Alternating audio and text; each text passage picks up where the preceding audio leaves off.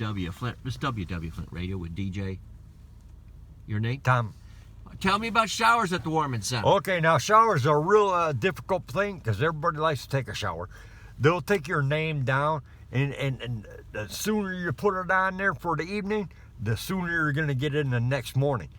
So they had to close the place down, but you can stand out in front of the front door and wait for your name to be called, and you can get in and get a shower.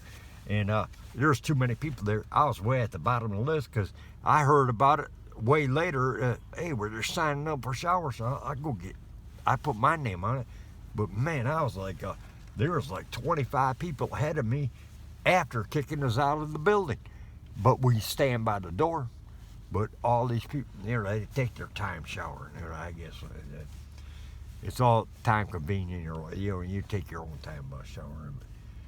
But that's all right because I don't really need to take a shower. It's so cold outside, I don't really sweat that much at all. So, and then the sweat,